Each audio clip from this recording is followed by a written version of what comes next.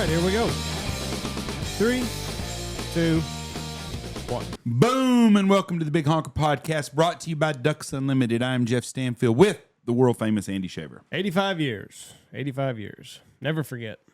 Don't forget who did all the hard work. We wouldn't have any Ducks if it wasn't for them. That's right. With us today is the man at Ducks, the guy that's head of Ducks himself, Mr. David Schuessler. David, how are you doing, sir?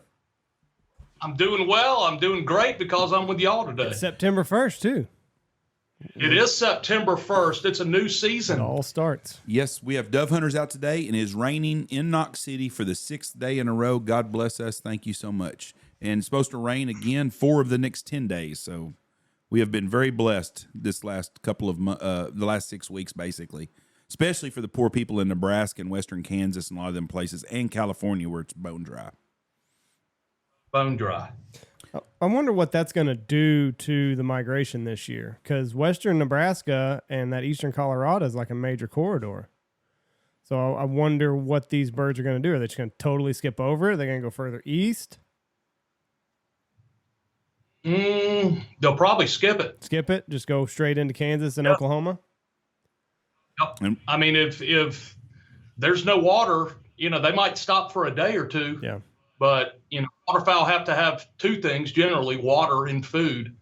And if one is not available, they are going to use those wings that God gave them to go find it somewhere else. It's going to be interesting because once the birds leave Nebraska, I don't know how many times the Platte River's been dry in the last 100 years. I don't know if this is once in a 100-year deal or if it happens every 10 years, but it is bone dry in western Nebraska. There's no dry land food for them there. Kansas, Cheyenne Bottoms, and Quivere are bone dry right now. So all those, I don't know how many. I bet they hold 50 to 100,000 teal in a normal September there. Those birds are going to find somewhere else to have to go. They don't have any dry land food, I don't think, either. It's going to be all irrigated food and no water. So those birds, now there's a lot of things can happen in the next 6 to 8 weeks before the big migration hits there. But if things don't change, there's going to, because we were dry on water just 2 weeks ago, and now we've got water here. Those birds are going to have places. They're going to have to find somewhere to go, and it's going to be either south, east, west, wherever. And we've got food and water here. So every time someone has something bad happen to it, someone benefits from it. I hope we're the benefactor this year on some stuff, and I really do. I think you will be. I'm thinking back to my 5 or 6 years that I lived in Texas and hunted down on the coastal prairie, and a couple of those years, the bottoms were dry, like dry, like, burning off the cattails dry. And our teal seasons, you could tell the difference because those birds were going to find someplace, and they just kept on going. And we were the beneficiary down there. I just looked it up. It said before McConaughey was constructed, it would go dry every year. Oh, really? Yep. But I guess ever since they built that lake, it's pretty rare. Well, it is, and it's a rare year this year. We'll start on the West Coast. We're going to talk a lot about with you. We're going to talk duck numbers. I want to talk breaking news yesterday out of California was the Klamath Basin Refuge and the Tule Lake Refuge, I think is the name of them, have shut down all public hunting for this year. And the Sutter, I think it's the Sutter Refuge, they are shutting down waterfowl hunting at least until Thanksgiving, and they don't think that they're going to have enough water to continue it on. And there's 3 or 4 others. It is water-related is what the feds are telling us right now. I have been saying forever that California is going to be the first state that's going to do away with hunting on public land, and I hope they don't use this as a springboard to try to advance this more than 1 year. But it is seriously, seriously dry in California right now. Where do you think those birds will go? Because all of California is dry. Will they go all the way into Mexico, or will those birds shift into Utah, you think? I think a lot of them end up in Mexico anyway, coming out of that area. I mean, it's far enough north that not everything in a normal year when they do have water, not everything that a hunter sees there is there for the entire season. I mean, that flyway works like all the others, and I think that they'll continue on down into the Central Valley. Where there is duck water and the refuges that do have water. Now some of them might hit it and try to go back up north.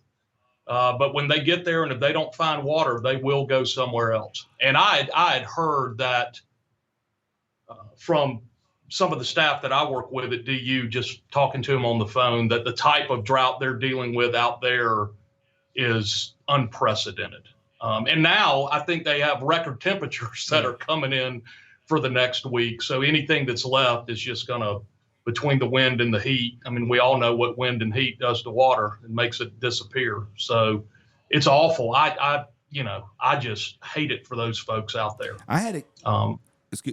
I had a guy in Game Fair in Minnesota talking to me from out there, and he said that Newsom, the California state government, is going to cut back on water allowed to the rice farmers there. Well, you add that on top of this, and you take the food out next year, and then the water this year.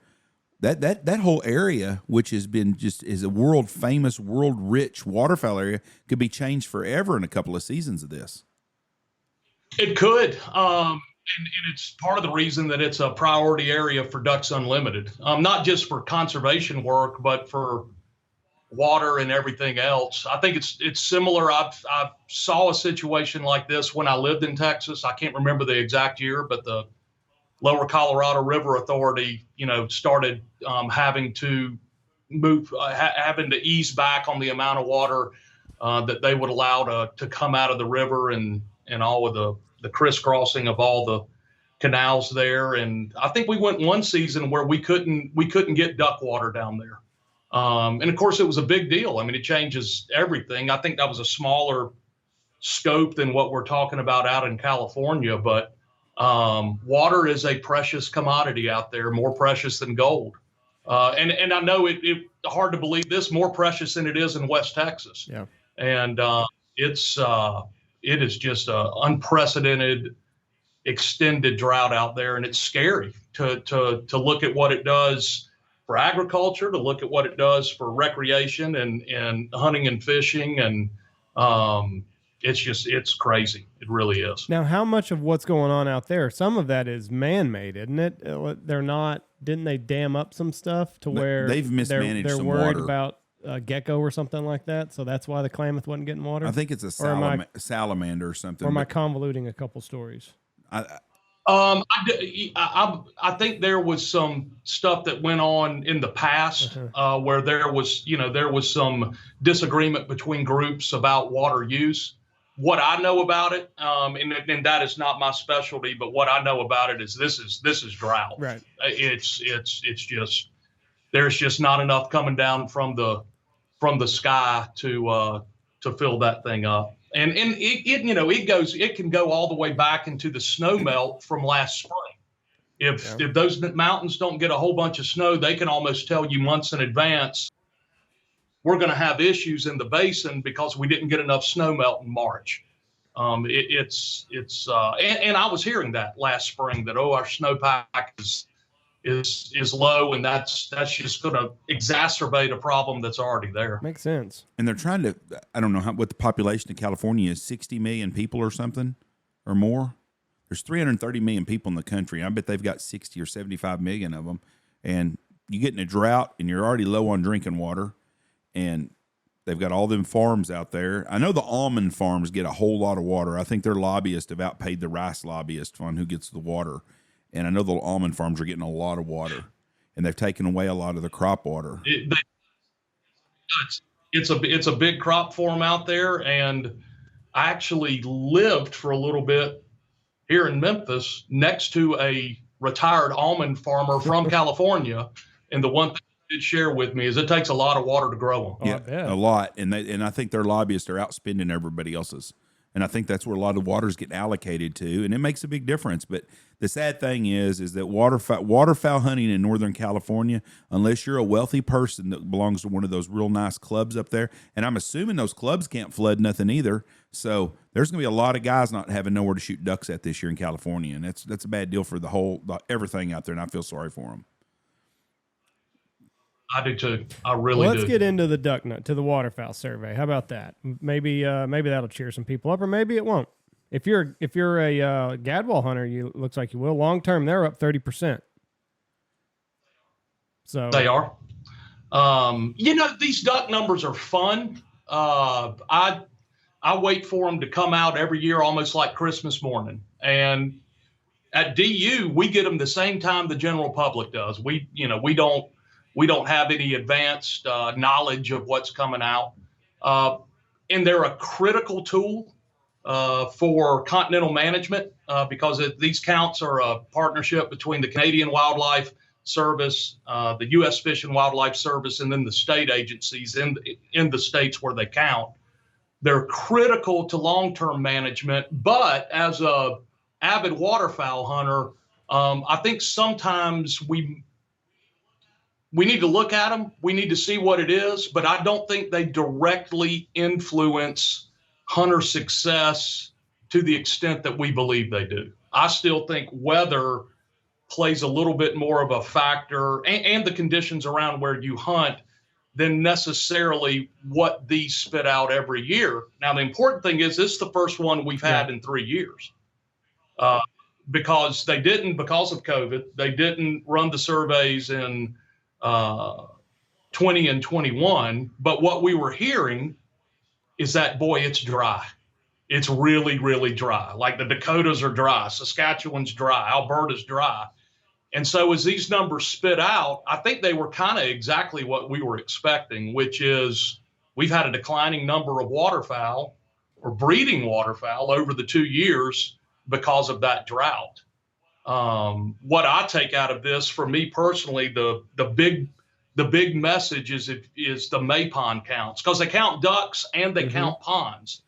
And the May ponds were actually ahead of the long-term average by 4%. And that's just indicative of how much rain came into the prairie pothole region at the last moment. Like it was, if we don't get rain now, we're in really bad trouble. And it started raining and really didn't stop. So that bodes well for the carryover into next year. But except for gadwall and blue-winged teal and everybody's favorite, the shoveler, redhead, and I guess red too, everything's below long-term average. But we kind of expected it to be there. So the Texas coast should be full of waterfowl because that's everything that they have, basically. Shovelers, redheads, and blue-winged teal. The pintail's still struggling. All right, so let me ask you about that. Do you think that we're ever going to run into a time where the pintail is no more? No, I don't think we'll run into a time where the pintail is no more. Now, what I know about pintail, and let me again, I'm not a biologist, I'm a fundraiser, but I get to hang out with some of the best biologists and scientists in the world as it pertains to waterfowl. The issue with the pintail is they really love Alberta. And Alberta, which didn't get the same rain as Saskatchewan and the Dakotas this year, Alberta has lost so much of that native prairie. I don't think we will ever see the pintail recover to those numbers that were around in the 60s and 70s. There's certainly plenty of them that will breed over in Saskatchewan and parts of the Dakotas, but they really love Alberta. And with it being dry this year, it didn't surprise me to see their numbers be at more than 50% down versus long-term average. What's their population right now, bird number wise? Jeff, that's not. Well, the total ducks they're saying is 34 million on the report that came out. Breeding pair. No, I'm talking about pintails. Breeding pair. How many? Let's see. This says 1.7 million is what they counted. What did we have pintail population in the 70s, you think? Well, Jeff, add 50%. 2.7 million then? It actually might have been higher than that in the 70s because this is versus long term. I think I can't spit it off the top of my head. I know we had a whole lot more than we have right now. So let's say we had 4 million. Now I'm just curious because when I was a kid hunting, we could kill 10 pintails a day. There were 10-point duck in Texas. I don't remember. Now, I didn't hunt. I hunt the same places now waterfowl hunted that I did as a kid growing up. I'm pretty fortunate. But we didn't hunt all the time out here, and we didn't have peanuts, and we never field hunted. But I don't remember just the sky being black with pintails. I remember killing lots of mallards as a kid, and we killed pintails. But I don't ever remember a day that me, Tony, and Dad would have killed 30 pintails like we did a lot of other ducks. So I'm not disagreeing. I know the Texas coast back then, the pintails were just crazy, the number of birds on the coast down there. Yeah, and that's, the Texas coast, the marshes of Louisiana, parts of Florida. They would, I remember, I don't remember clouds of pintails growing up in Florida. Certainly remember more than you would see there today. But I think if you go to Louisiana and Texas, especially those that hunt along the coast, they're the ones that can share stories of clouds of pintails. See, like we'll have clouds of pintails now in the peanut fields, but the crazy thing is there's no pintail hens. You very seldom see pintail hens.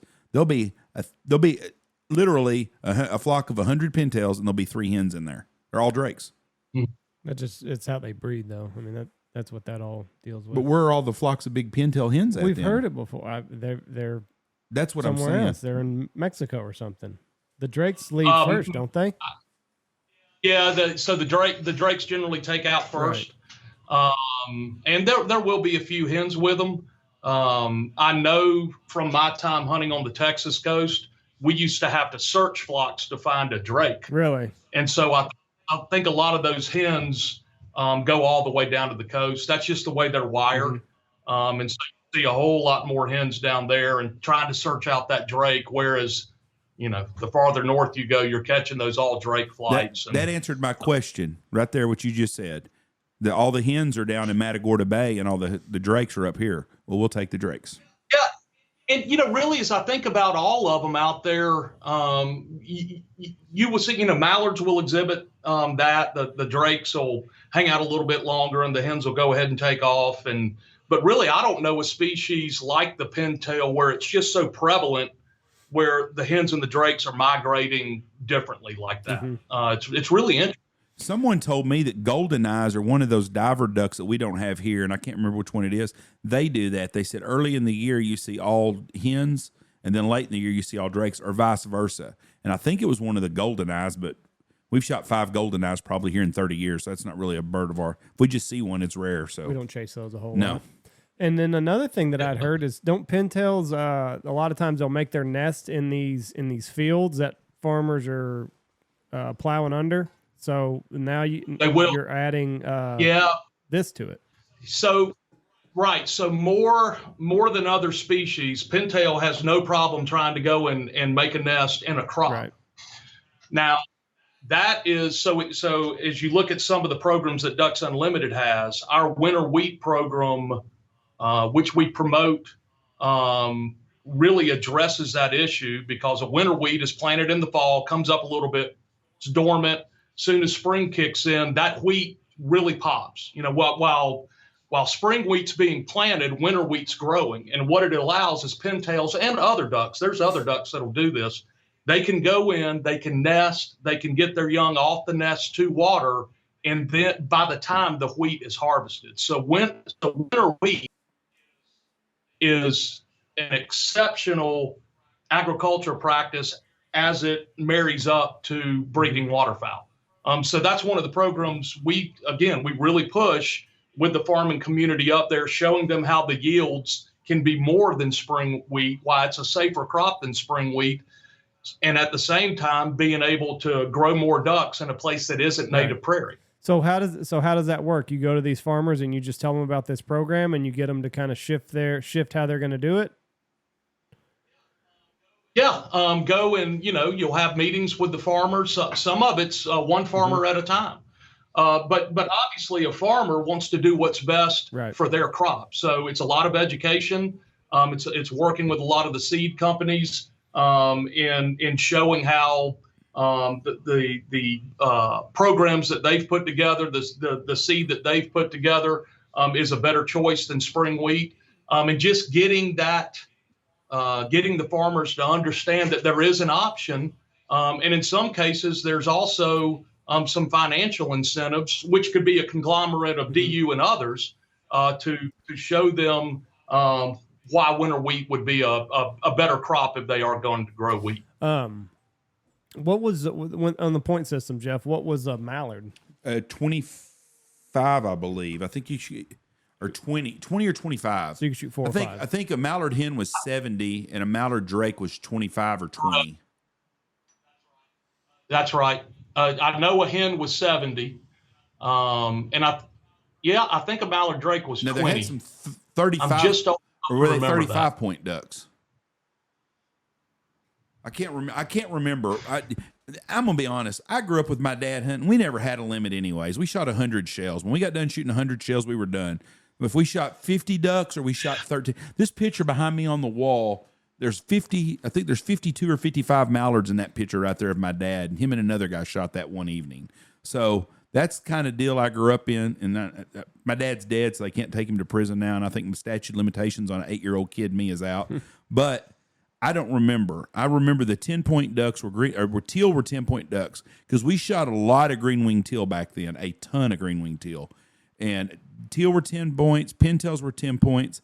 I think gadwalls and widgeons were both 20-point ducks or 25-point ducks also. Scaup were 10-point ducks. They were. Scaup 10, redhead were 70. Yeah, the redheads were in big trouble back then. And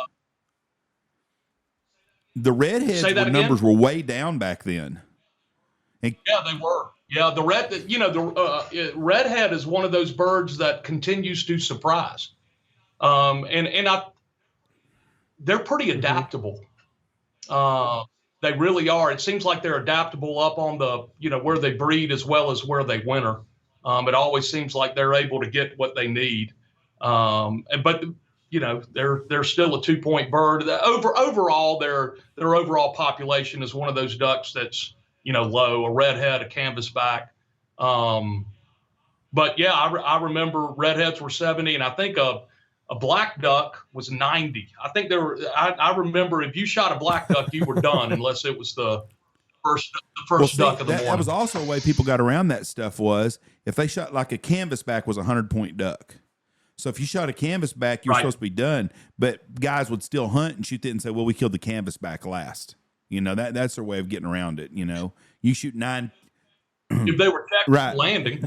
but you shoot 9 green-winged teal in one canvasback. So you could shoot 10 ducks, but your canvasback counted as you only kill one of them. But yeah, I grew up in that point system. I think it's so much easier now in what they've done and how they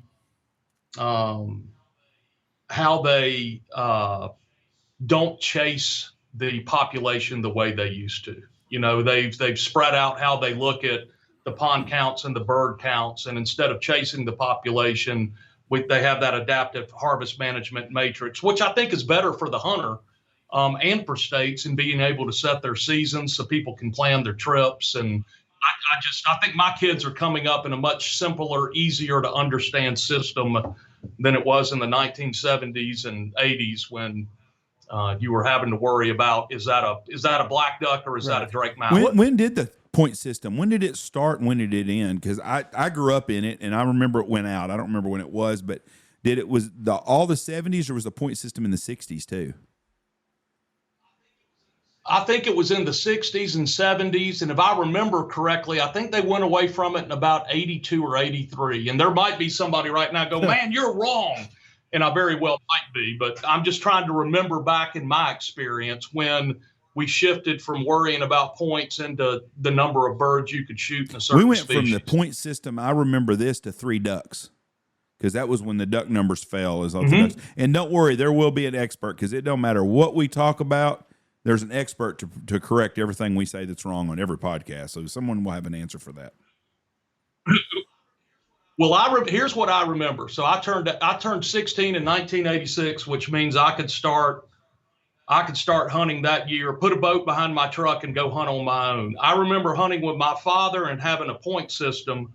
I remember hunting with my friends and counting numbers of species. So I do think it is in that early to mid 80s that they switched over. What led to the switch? Was it just did they want to simplify everything to where people weren't having to keep count in this manner, or did they become better educated? I think the science got better, and I think that the scientists that with the state and the federal governments looked at it and said, we have an opportunity to make this easier on hunters and the science of applying points just it's not having the impact that we thought it would. I think at that time they also started to have enough data to say that while hunting certainly has an impact on populations, it wasn't having the overall impact that they thought it was. And it offered a little bit more flexibility in allowing to look at it at a, per species than it was Right. overall. Well, that makes more sense. And it's good to know that they're adapting. The mallard, everybody's favorite duck, down 23 from the last count, down 9 long term. I mean, that's not, I guess from 2019 to there, that's a pretty big dip, but I mean, there's still going to be plenty of mallards this year. Still plenty of mallards. One thing to remember about the mallard, and that's primarily what I hunt just based on where I live. I am not a mallard snob. Right. If I resided in North Florida, I'd be chasing ringnecks. The mallard, more than any other species of duck, will continue to try to have a nest, and will continue and will continue and will continue.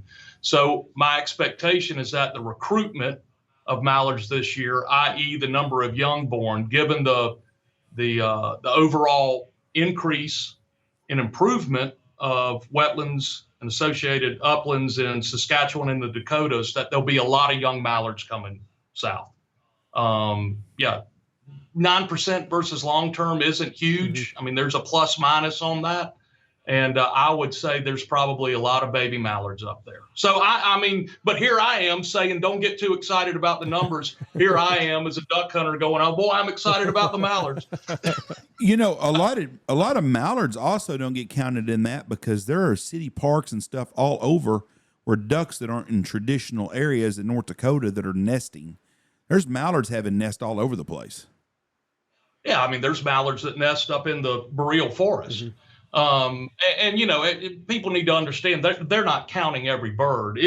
These bird counts are without a doubt the most, they are the largest wildlife survey that's done in the world. And it's meticulous in how they're done with flying the transects year after year in those parts of our continent where they know they need to be counting breeding pairs, but they're not counting every single duck out there. I mean, you can't fly the entire boreal forest and look down and say, well, there's X number of birds under those trees. Again, it's a scientific tool that gives a long-term look at what's going on and where groups like DU need to put their attention, like the Pintail. But, we had bad drought for a couple of years. Birds are down versus 19.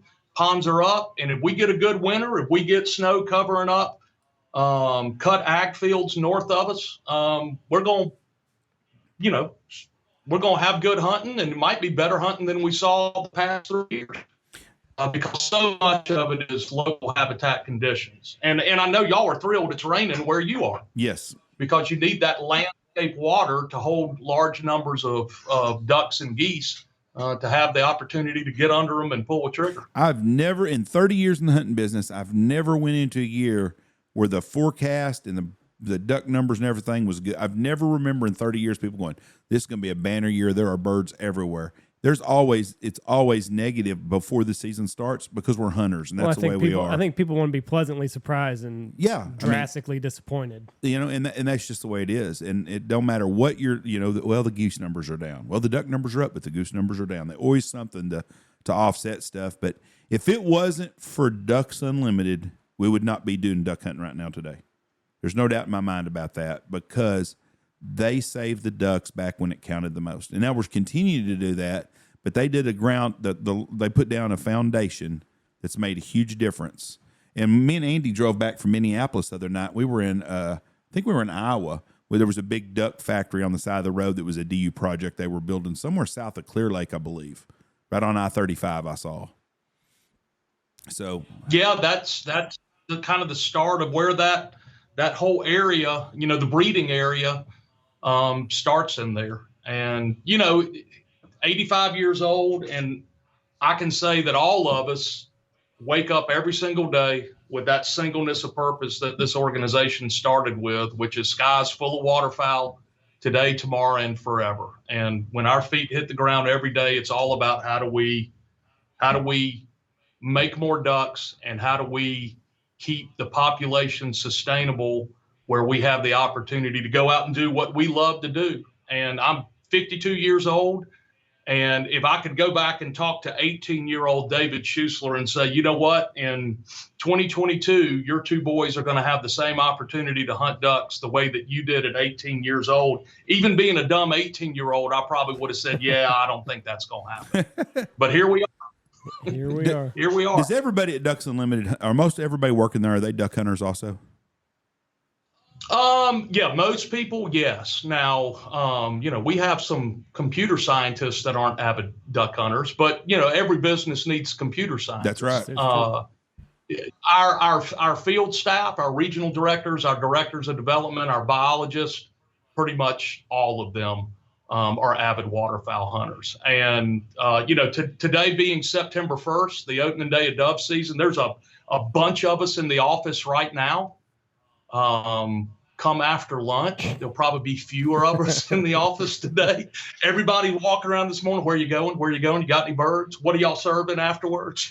So it's a fun environment to work in because so many of us, that's why we do it. I mean, that's why I don't think I could work for DU and do what I do, spend the hours on the road, the weekends and, in event halls and so on and so forth, if I didn't love duck hunting as much as I do. I think it puts something in you that pushes you a little extra than you would if you were out selling coffee or doing something like that. Duck hunters are a unique brand of people. We are completely different than anyone else. There's a huge fraternity of us, but there's nothing else like duck hunting in the world that attracts people that are duck hunters, whether it's a decoy, a pitcher, or just stopping and seeing some ducks on the side of the road. It's in our blood, in our system. I think it's like the old sailor that couldn't get off the boat. So it's a pretty cool deal. What, you're the big fundraiser guy.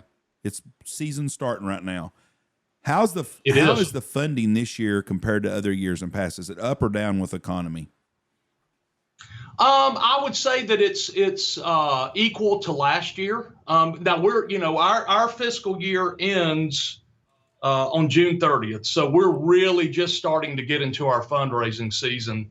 But if you look at early results, the people are still out supporting the organization. Last year was a record year for Ducks Unlimited. Wow. We saw some things that we've never seen before. And I think a lot of that was due to the pent-up energy that we all got during COVID, and everybody wanted to be out, and they wanted to be back around fellow duck hunters and outdoors minded people. And so our events did really, really well last year.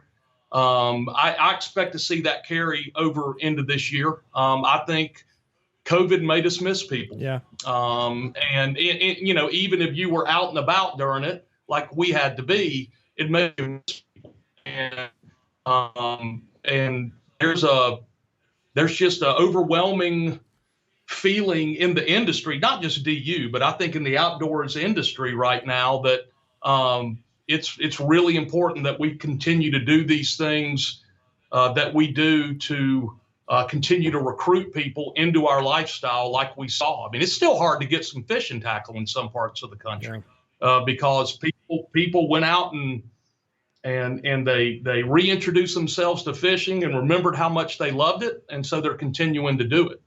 And we saw that with hunter numbers too. What's the big prize this year at the DU banquets? What's the new thing that everybody's wanting to get, or the big centerpiece for all the auctions? Well, it's always the I would think that the firearms of the year, right, are always they're always the most sought after. Trips are really, really popular right now. And, we have a program called our Approved Outfitter Program where Ducks Unlimited will vet trips all over the world. Dove hunts in Argentina. We have duck hunts for, harlequins up in Alaska. We have smallmouth fishing in Wisconsin. I mean, really just goes all across all different types of the country and world. And those have been incredibly popular. And I think people haven't been able to travel just because they couldn't get into other countries for the past couple of years. So our trip program our trips are very sought after right now.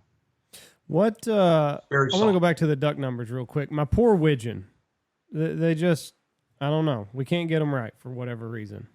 They're down again. Even further. Let me find it. Where are they at? Where's it at? Okay, widgeon. They're down 19. Yeah. 19 long-term, down 25 since 2019. What's leading to that? Just more of that habitat loss? Well, you have to remember they're counting these widgeon in the prairies, and a lot of widgeon do go and breed up in the forest. Okay. So this is a look at the number of widgeon that are breeding on the prairies. If they got there, didn't find what they needed, they went on into the forest. It doesn't mean that they didn't spend all summer not having babies. I think the important thing for, say, the widgeon is, okay, what happened? Let's say we hold this carryover water, we get some snow on the ground, we get a good frost seal, we have good wetlands in the prairies next year. I think next year's duck counts really gives us an opportunity when we get back to better conditions, more average conditions. We could take a look at a species like the widgeon and say, okay, really what's going on here? Right. Well, that makes sense. So you said you have no prior knowledge to this. You get it the same time the public does. When this releases, like, does your phone blow up? Like, are people like, oh, I can't believe you're hiding this from us? Or what's it like at your office the day that this is released? So we do know the day that it's going to be released. We do know that.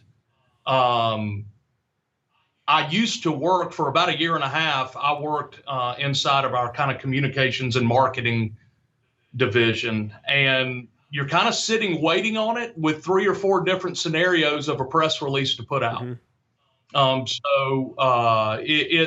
You're anxiously awaiting it. You get it really quickly. Our scientists and like our chief waterfowl biologist will read it. They'll come up with Ducks Unlimited's opinion, for lack of a better word, on it, get it put into a press release, and then get it out the door.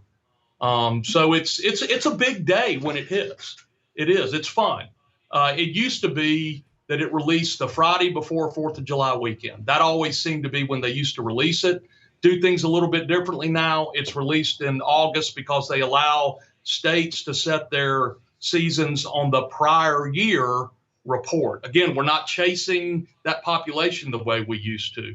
So we anxiously await it, and very quickly we'll take it and get it out to our members with what we feel. And I think that the overarching opinion from DU this year was this is about what we expected. Right.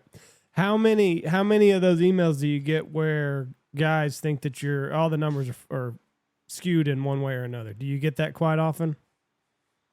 More than we used to. Really? Or excuse me, reverse that, less than we used to. Less than we used to. But, it's again, we don't do the counts. That's a function of the 2 governments and the states.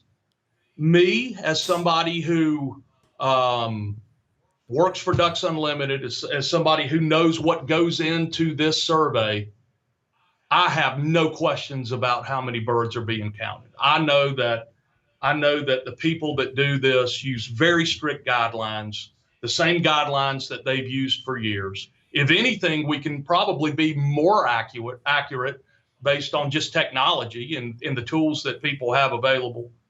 They have follow-up crews. A plane might fly over a pothole and say, I just counted 30 ducks. There were X number of mallards, X number.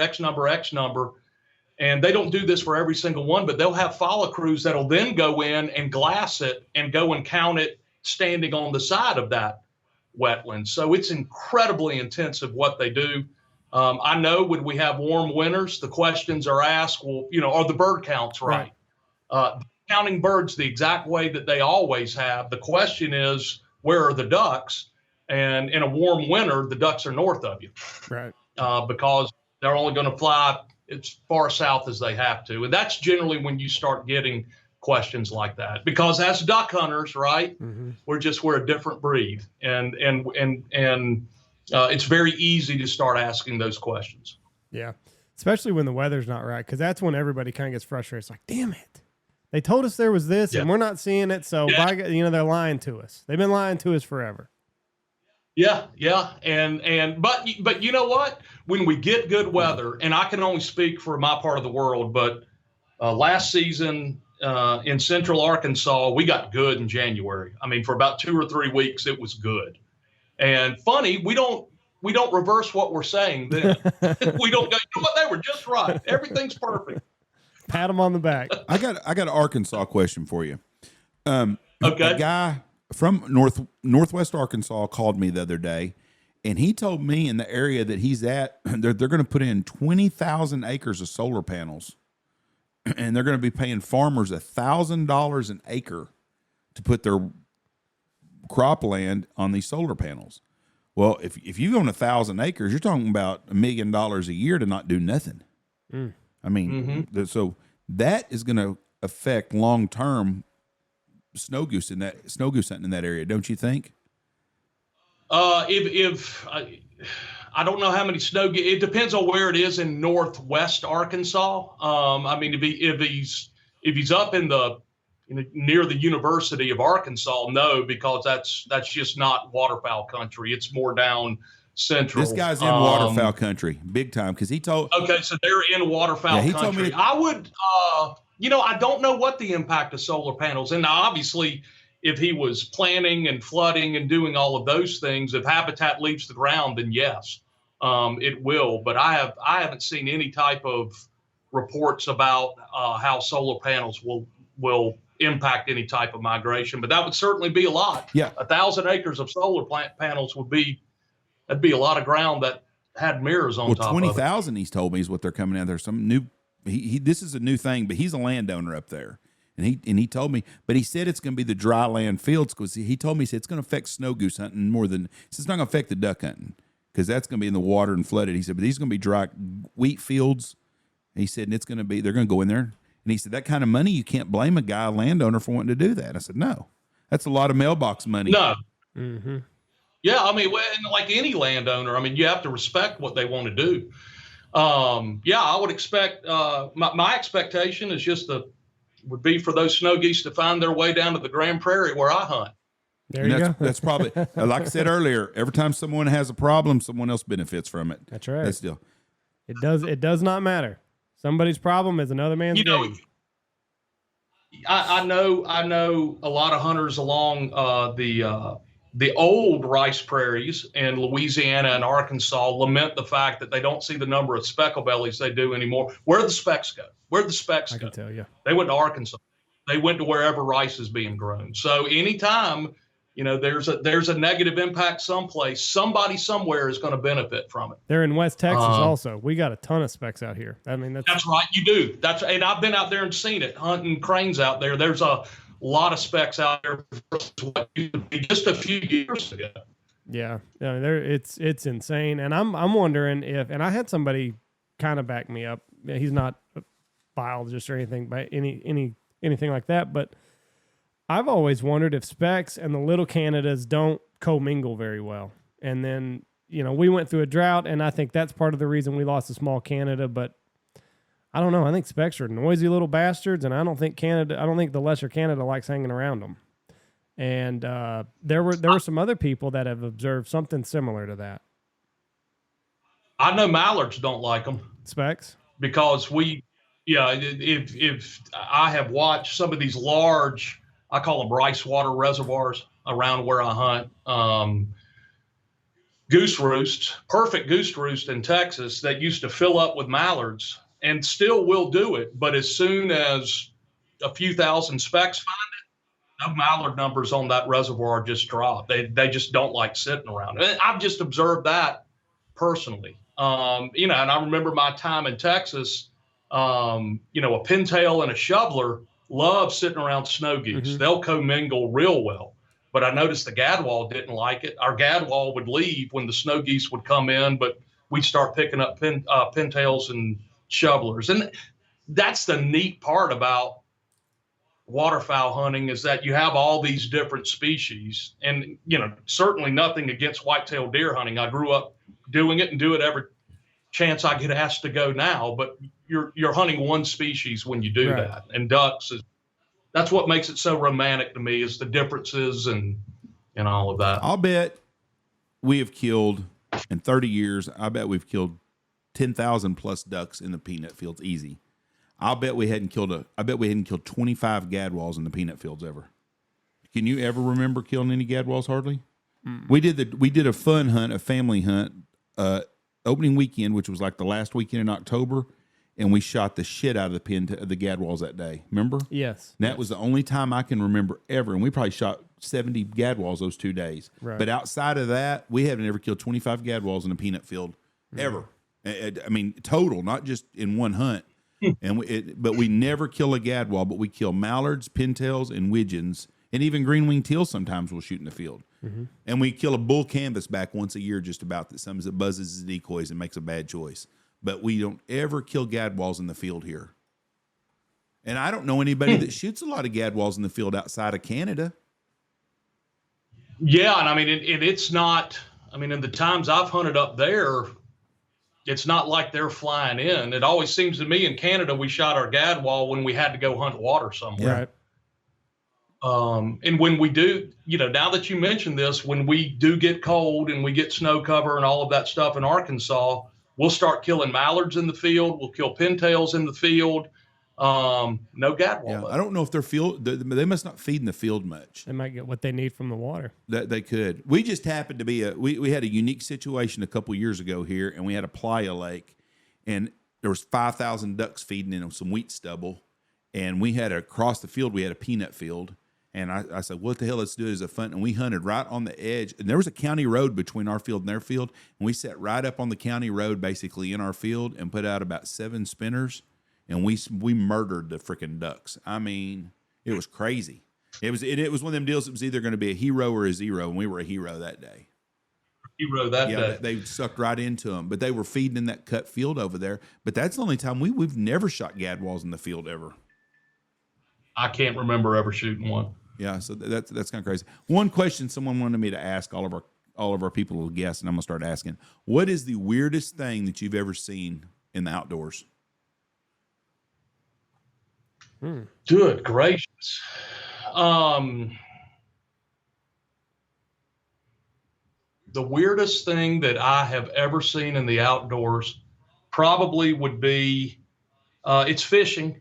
I was in either high school or college. I was down where I grew up in Florida. I was trout fishing on a flat, and a baby porpoise had died. And the whole school were circling this floating baby porpoise, and they would come up under it and hit it and pop it up into the air. And I asked a marine biologist, what was I witnessing? He said, you were witnessing those porpoises trying to do CPR on the baby. Really? That's cool. Yeah. I've seen a lot of weird stuff, and I don't know if that qualifies as weird or just amazing. Right. But I think that's the most amazing thing that I've ever seen. I've seen a barnacle goose shot in Arkansas, and I've seen some pretty weird stuff. That one was just the one that I will remember forever. Watching that, it was fascinating. So they figured out how to do CPR. I wonder what their success rate is. Probably got to be better than Jeff's dad, Ron. Ron was a retired fireman. He said he is 0 for 9, batting 1,000. He lost every one of them.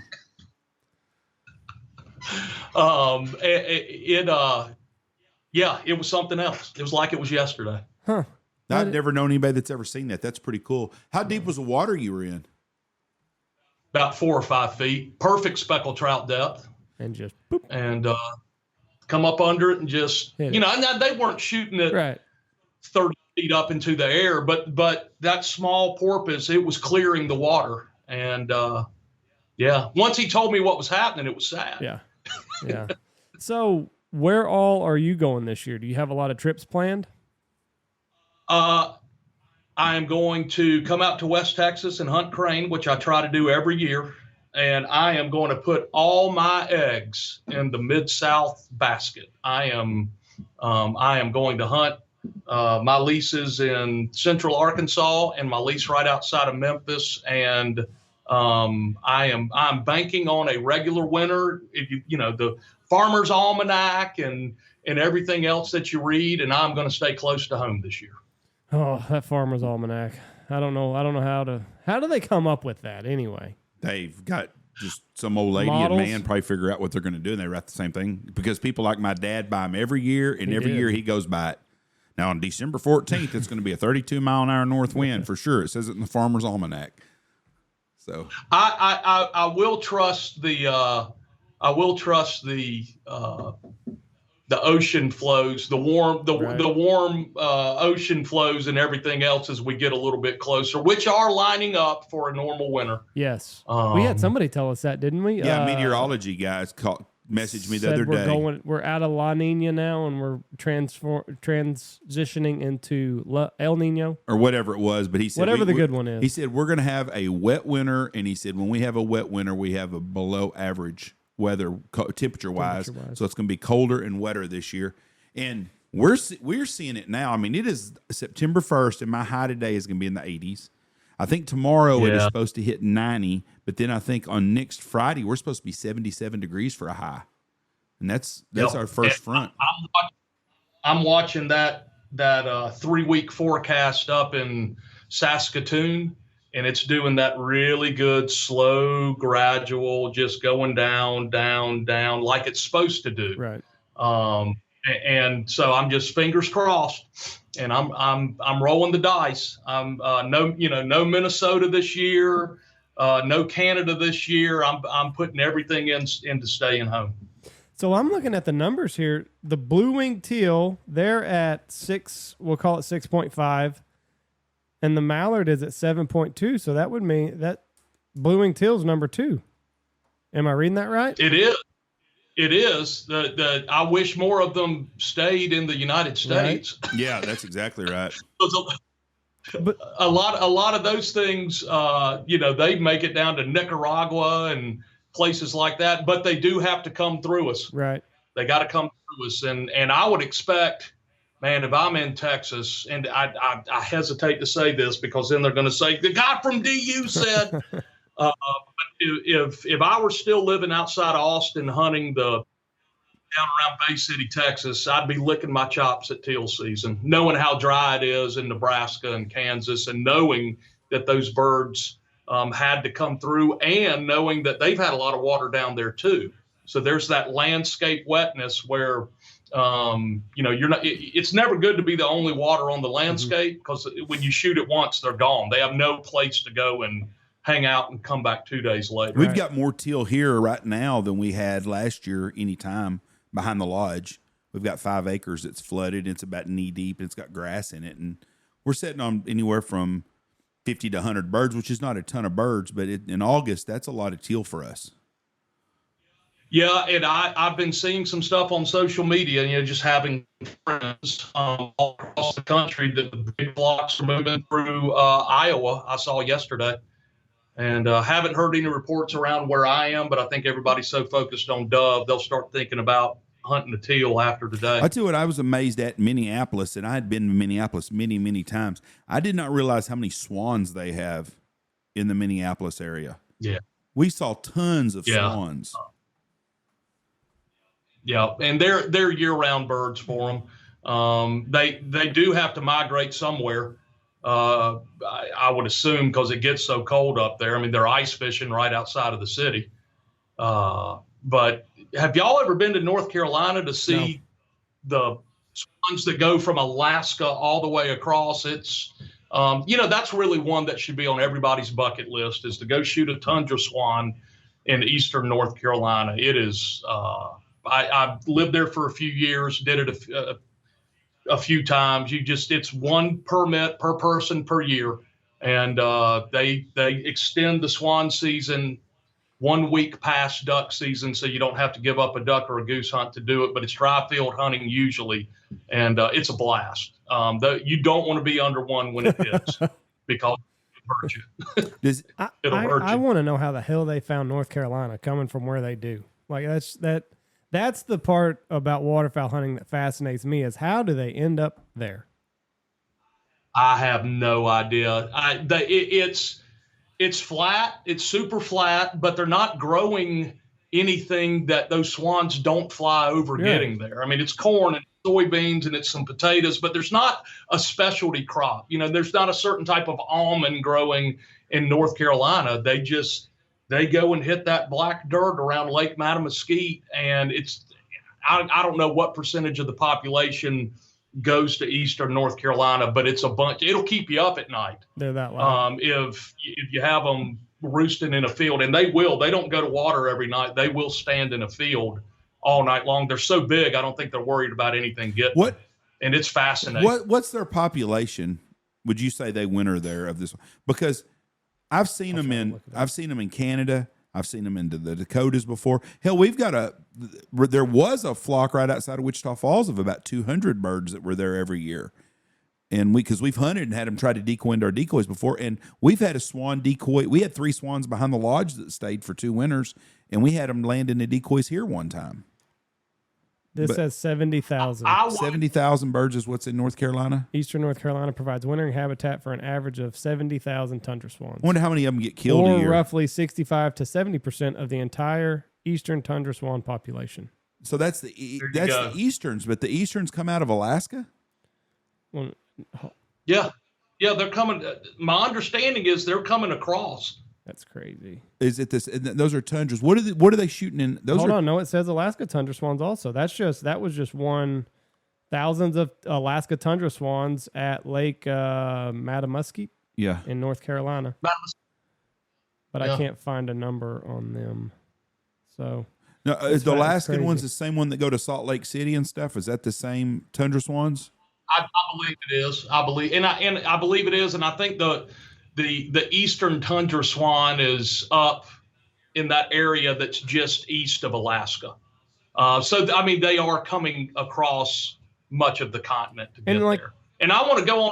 I've got to go on record. I was about to say somebody's going to prove me wrong, but it has to be between 50 and 100,000. Oh, I should have let you give your pretty good analysis there. I should have let you do that before I piped up with the answer. That was my fault. That's a wife answer right there after she hears the answer. Well, I was going to say. I was this close to saying. So you've lived all over working for ducks. What's your favorite place you've lived? Ooh. It depends. For food, it was probably Austin, Texas. Mm-hmm. For the change of seasons, it was Raleigh. For hunting, probably Memphis. I mean, I'm right here. I'm right here in the middle of the Mississippi Flyway. So all the places have had their different appeal to it. But Memphis has been home for 15 years, and it's where I've raised my kids. So it's probably the most memorable. But I got to experience some great things every place I've been, and great people. We were talking about duck hunters earlier. That's the great thing is, somebody like me, out of my mouth, grew up where Alabama, Georgia, and Florida comes together. I can meet a duck hunter from Washington State at a DU meeting, and we can sit down and talk for hours. And I'll tell him stories, and he'll tell me stories. And it doesn't matter north, south, east, west. I've met duck hunters in skinny jeans with flat-billed baseball caps, but once you from California, once you peel it back, they're a duck hunter just like us. That's exactly right. Where's the best? That's the cool. Where's the best barbecue? Austin or North Carolina or Memphis? You're gonna piss some people off here. I'm putting him on the spot. You are gonna piss people off here. The best pork is Memphis, and I'm sorry, Eastern North Carolina. I love my vinegar-based barbecue just like y'all, but I'd have to say Memphis. Now, of course, beef is out in Texas, Austin. I mean, I'd never really had brisket until I moved there, and now the thing about Texas barbecue is, in North Carolina they'll fight over, is it the Lexington style, or is it this, or is it that? But it's all the same stuff. And in Memphis, they're going to argue over kind of the same way, who has the best rib. They'll argue over dry versus wet. In Texas, they cook it all. Yeah. And they put it all out to eat. That's what's great about Texas. You go to a Texas barbecue. Well, do you want sausage? Do you want brisket? Do you want ribs? Do you want steak? And it's all cooked at the same time. That's what I loved about Texas barbecue. What's the best ribs in Memphis? The commissary in Germantown, which isn't technically in Memphis. I've never been there. I had. Is it the Rendezvous that's down in the basement? Rendezvous good. Rendezvous great. See, I don't like the dry as much. Yeah, I like them wet. I'm a wet rib guy. Just me personally. In both of what I just said, and they'll serve you wet, but they're really known for their dry. And there's Interstate Barbecue here. There's one and only. I'm gonna get in trouble in people in Memphis now. My first preference. And of course, all my friends in St. Louis are listening. They're it's all behind St. Louis, and maybe they're right. St. Louis has great barbecue. So a kid that grew up in Florida, basically, or Alabama, what's better football, Florida or Tennessee college football? Oh, that's not even close. College football? Oh, Florida and Alabama. That really pissed everybody of Tennessee off because it's the truth. All you gotta do is look at the record. I'm not disagreeing with you on that. I mean, that's not I'm just controversial at all. Okay, it's football season. What's your picks for the Super Bowl this year? You know, I want, and this is going to sound crazy. I want Brady to make it one more time. And it's just because of his age. He's defying everything, right? And the whole sitting out 11 days, and I want to see him do it one more time. So your pick is Tampa Bay to win the Super Bowl? Not one. Who do you think's going to win?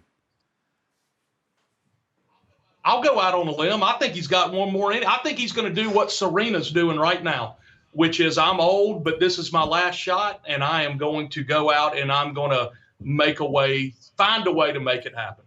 I'm going to go out on a limb. I'm not going to call you crazy because I think the person that bets against Brady is just glutton for punishment. Losing money. Like he has transcended and he has played at a level beyond anything anybody can comprehend.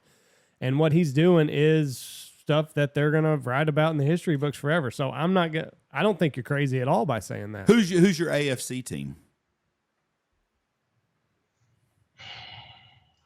I don't know. I'm an NFC guy. I don't know. I don't know. I don't know enough about anybody else. Chargers. That's what I'm taking too. Chargers, Bills, something in that range. You know what's the Bills, the whole storyline last year with them, you go into this season feeling like they're all right, we didn't get enough, right? Yeah. Yeah. Is Brady 45? Yes. I am 54 years old.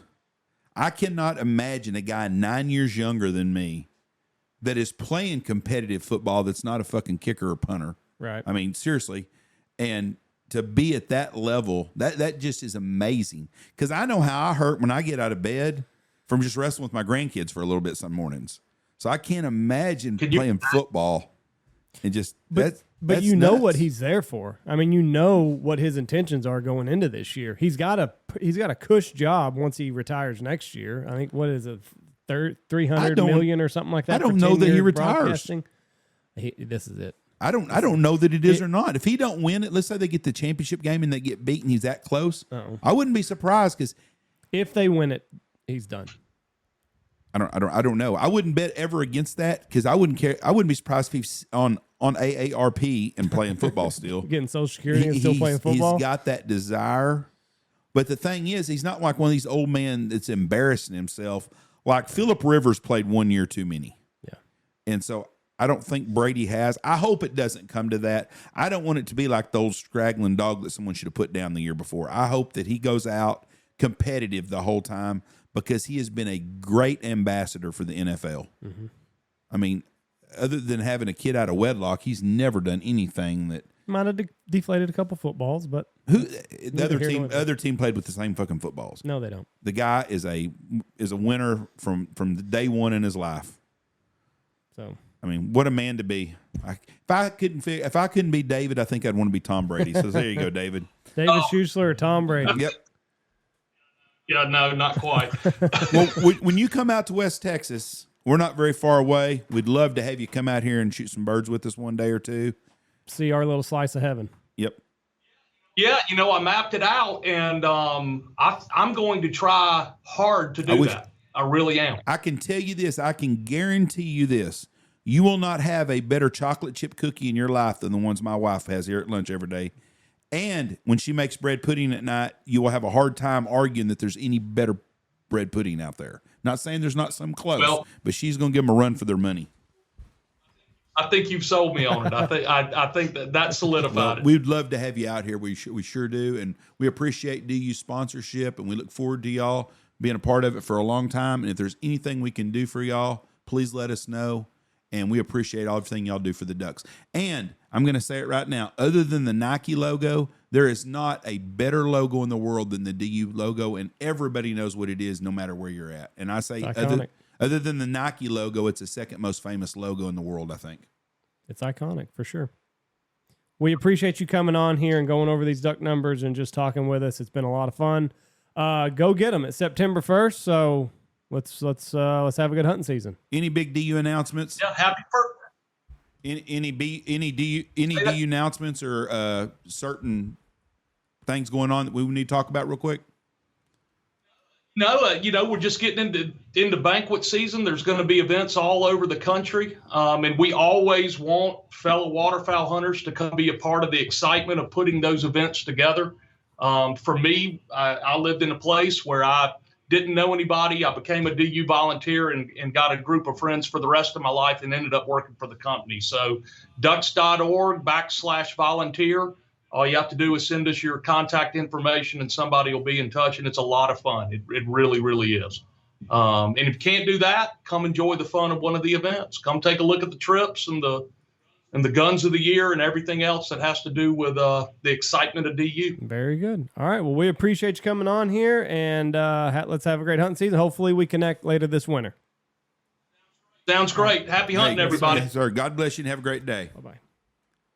David Schuessler, one cool dude. What a cool job. Man, what a cool job he'd have. Yeah. I can't think of a job be more fun. Well, I can, probably some of them, but a job like that. That's what you want to do. Something you're passionate about and you enjoy, and he gets to work for someone else, and they got to worry about being able to pay the bills. So it's a perfect place. That's my kind of job right there, to have a good job, fun job, doing something you really like to do, and he does. I hope David comes and sees us this year. We'd love to have him out here. Thank y'all for listening to us. It's opening weekend of dove season. Please, in waterfowl season, I got Mikey throw up some pictures, some ducks he shot in Canada. Go get a Mikey. Happy birthday, Mikey.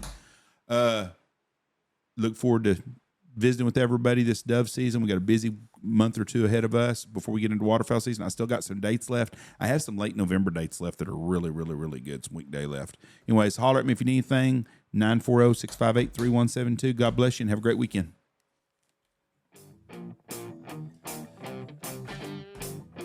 Go check out our sponsors. Go check out Ducks Unlimited. Figure out how you can join, contribute, volunteer, all that stuff. Ducks Unlimited does incredible work. Double T British Kennels, Dirty Duck Coffee, Stanfield Hunting Outfitters, Bangtail Whiskey, Alpha Outdoor Specialties, Looking Glass Duck Club, Lucky Duck, Shin Gear Waders, Gundog Outdoors, Pacific Calls, Dive Bomb Ministries, and Boss Shot Shows.